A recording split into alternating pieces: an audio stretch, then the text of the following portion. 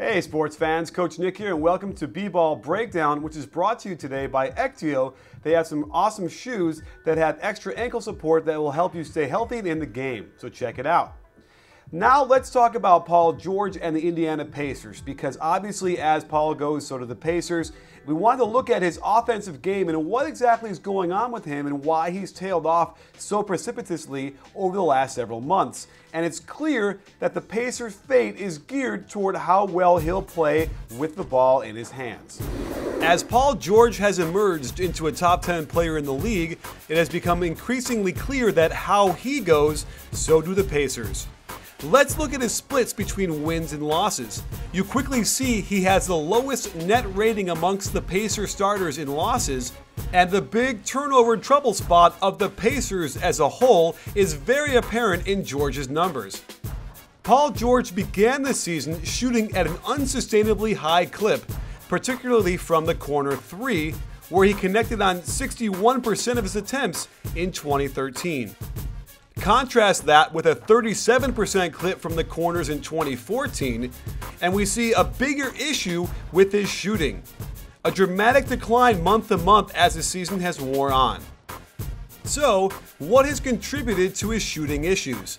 We studied hundreds of his shots, and one thing that stands out is his sway. Early in the season, on his follow-through of his makes, his feet tended to sway together fluidly, allowing his shoulders to relax and a smooth release with good arc. But looking at his more recent games, you'll see him much more vertical with his legs, landing a bit awkwardly on one leg more than the other, his feet split apart in the air, his left leg well behind his right, or landing completely on his left foot with his right foot in the air. He's also resorted to taking a lot tougher shots recently, as if he's carrying the burden of the entire offense on his back. In 2013, 51.6% of his shots were assisted by teammates, but in 2014, a big drop to 46.1% of his shots are assisted by teammates. Earlier in the season, he was utilizing the pin downs to catch and shoot right away for good looks. But he's been trusting that a lot less recently, passing up looks off of pin downs only to isolate off the dribble, which invites the shot clock in as an extra defender.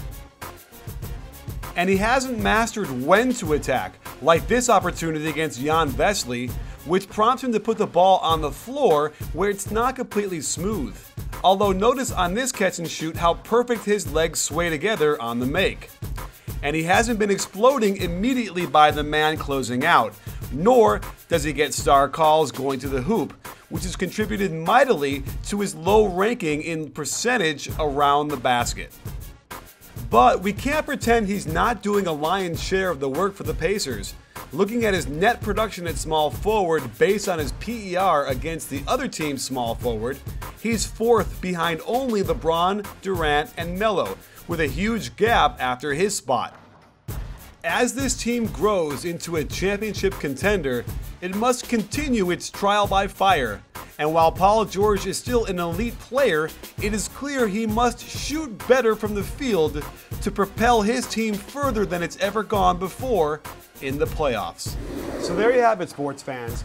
The Paul George jump shot with a sway issue isn't something that's going to be solved today or tomorrow or in a couple of weeks.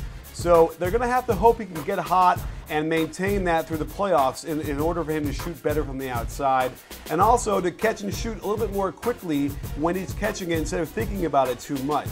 But they're in for a world of pain. They haven't been playing very well at all. They haven't been scoring very well. And against the Heat in the playoffs, they have to be able to get into the 90s at the very least, because we know the Heat can bring it when they want to turn it on. And even as a coach, which frustrates me, I've seen it too many times now to know that they can do that, and it doesn't always bite them in the butt like it should. So if the Pacers can't get their offense in shape here and get Paul George in a better frame of mind to make those shots, they're going to be in some serious trouble. Even though it'll probably be a great playoff series, I have a hard time seeing them beating the Heat. Well, thanks for joining us. Lots more coming up at B-Ball Breakdown. And don't forget, we're not a channel, we're a conversation. You win,